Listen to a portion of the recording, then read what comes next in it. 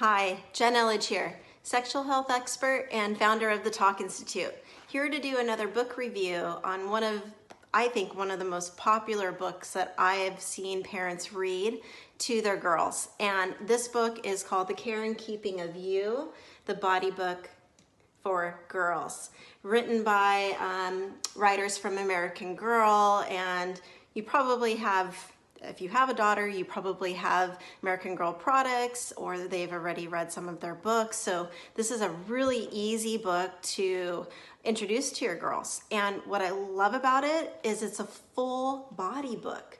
It doesn't just talk about puberty. It talks about all your body from head to toe, including your feelings, down to how to care for your feet and everything in between. So I bookmarked a couple of pages just to kind of walk you through it so you know what you're getting into and what's covered in this book. So there's a letter to kind of start it off, and each time you see a chapter, you're gonna see the main topics that are covered in like a different color, like a rainbow color, okay? So it begins with body basics, and you're gonna see, it talks about puberty here. So the basic facts, like basically you're gonna be changing soon and why that's happening and why it's important to be informed, okay? So it's gonna go through the different things here: exercise, peer pressure, paying attention to your feelings and what your body's telling you, staying clean, right? So from the heads up, this is like from your head to toe, right? So when it talks about how to take care of your head, you're going to see things about your hair, your ears, eyes, mouth. It talks about braces, how to take care of your face. So that'll be the first kind of hygiene thing where you'll see how to take care of pimples and stuff, okay? It also is going to, after that section, so you can see it talks about acne here, okay? The next thing is body talk, and under body talk, it talks about some of the questions that kids have. So it talks about pimples and zits and cold sores and freckles, so it's kind of a neat part. Now, when it gets to more of the puberty changes, you're gonna see underarms. It's gonna talk about body odor, how to use deodorant, and take care of your body. It's then gonna talk about new hair, okay, and breasts. Actually, sorry, the next section's breasts. So you can see that there's the stages of breasts. So you're gonna see a little cute little cartoon character of the stages of the breasts growing. Talks about bras and how to shop for a bra.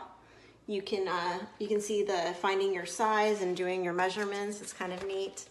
And then to the body talk of this section, it talks about, there's a story about a girl who's being teased about being flat-chested. There's also someone who's too busty, or faking it. They're stuffing their bra. So it's kind of some interesting little stories in there for that. It goes through the belly, and then under more puberty stuff, you'll see big changes. Here it talks about the pubic area, the period, tampons, pads, and PMS. So this is like more of the puberty part where you're gonna see a lot more about the body changes, okay? When it talks about pubic hair, you'll see like some girls changing, talking about different underwear. Under the period part, you'll see the basic facts, your first period, telltale signs, and then buying supplies, how to do the pads and panty liners, keeping a calendar, keeping track.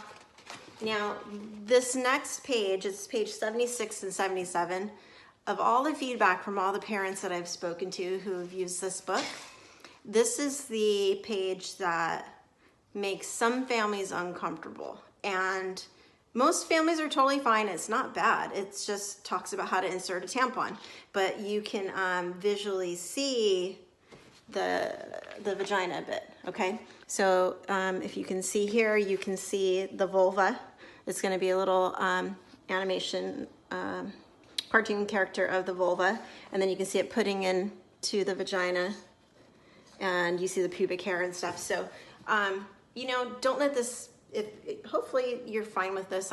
There's nothing wrong with these 2 pages, but I'm just saying that I've heard some feedback that some moms in particular are uncomfortable with this. So what you can do is skip those 2 pages. Like, you could accidentally miss the page when you turn, okay? If you're reading this with your daughter, please don't let that one tiny little part of this book be a reason you don't purchase it, because it is an awesome book, and I highly recommend this book as one of your first conversations about puberty with your girls.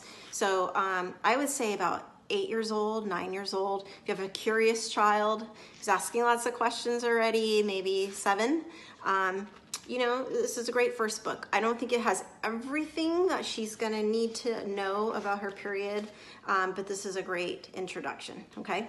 So as it continues, it talks about cramps and PMS, healthy eating, and then there's the little stories about tampons and pads and being on your period and stuff, so, and how someone's feeling. As you continue, it even talks about sleep and taking care of your legs, your feet and your toenails, your fitness, everything. It's really is a whole body book. So it even ends with the whole you. Always remember there's much more to you than your body. About tampons and pads and being on your period and stuff. So, and how someone's feeling. As you continue, it even talks about sleep and taking care of your legs, your feet and your toenails, your fitness, everything. It's really is a whole body book. So it even ends with the whole you. Always remember there's much more to you than your body. It's your head, your heart, and your spirit too that add up to make you. So it's a really great book. You have a daughter, get it for her. All right? Jennifer Elledge, sexual health expert, and I will see you in another book review. Bye-bye.